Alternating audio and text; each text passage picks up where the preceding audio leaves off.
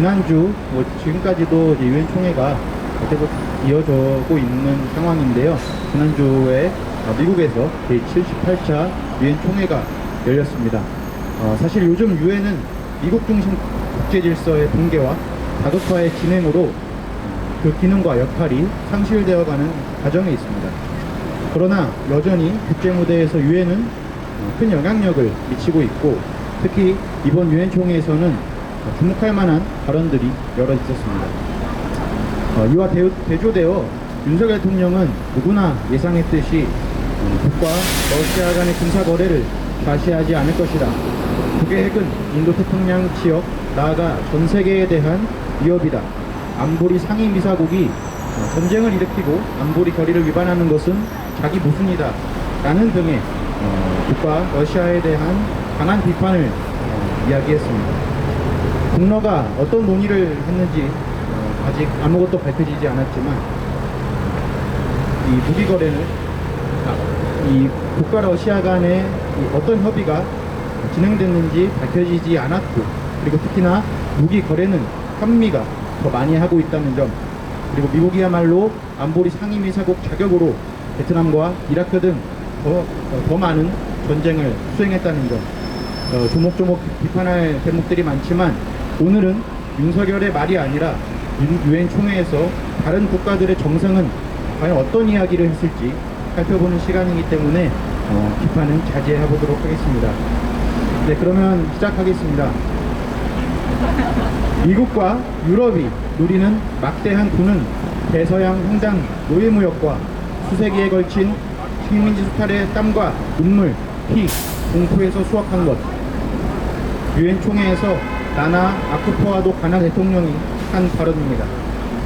제국주의 국가들의 억압과 착취의 역사를 되새기며 그는 미국과 유럽 국가들에 배상하라고 요구했습니다. 유엔에서 지난 19일에 식민주의와 아프리카 후손의 노예 상태 문제를 해결하기 위한 보상을 포함하는 일련의 조치를 권고하는 보고서를 냈습니다. 보고서는 아프리카 대륙에서 폭력적으로 끌려간 사람들이 2,500만에서 3,000만 명 정도로 추산하고 있습니다.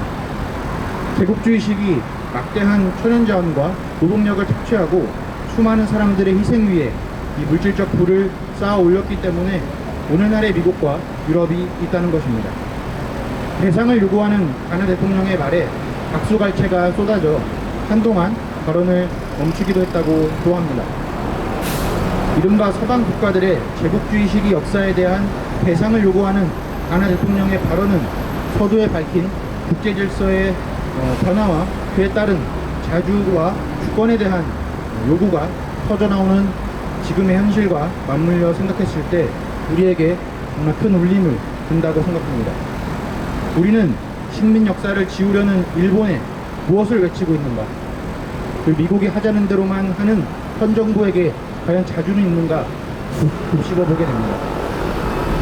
그리고 솔로몬 제도의 어네시 소가바레 총리는 일본의 핵 오염수 방류에 대해 강하게 비판하며 오염수 방류 중단을 요구했습니다.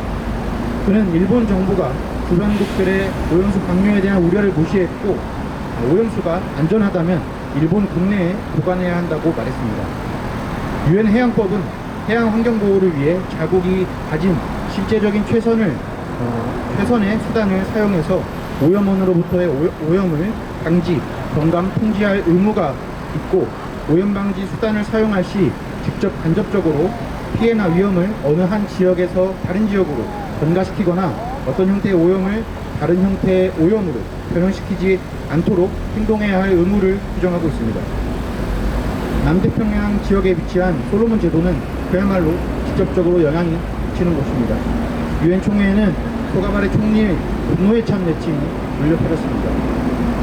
한편 기시다 총리는 지난 5월 즈음 북과의 정상회담 얘기를 했던 것과 마찬가지로 유엔 총회에서 김정은 위원장과의 만남을 이야기했습니다.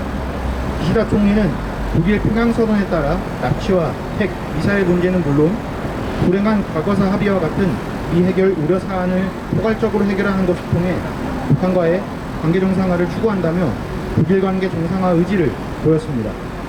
아직 북의 공식적인 입장이 나오지는 않았지만 분단의 당사자인 우리보다 일본이 북에게 더 적극적인 관계 개선 의지를 보이는 참으로 웃지 못할 상황입니다. 일본은 철저히 자국의 이익에 맞게 미국과 군사 훈련을 그리고 군사 협력을 하면서도 북과의 관계 개선 의지를 보이며 아시아에서의 어떤 영향력을 잃지 않으려는 행동을 보이고 있습니다. 그에 반대로 포크 선장의 어깨에 달린 앵무새 마냥 오로지 미국의 나팔수가 되어 국익과 평화를 모두 내주고 있는 윤석열 정부와는 이렇게 반대되는 그런 모습을 보이고 있습니다. 아프리카 국가들의 제국주의 반대와 자주적 요구, 그리고 달러 중심 경제의 분열과 미국 패권의 붕괴, 글로벌 사우스의 등장, 이러한 일련의 사건들은 세계가 빠르게 변화하고 있음을 가리키고 있습니다. 그러나 한국 정치의 말과 생각은 분단 이래로 얼마나 변화했을까요?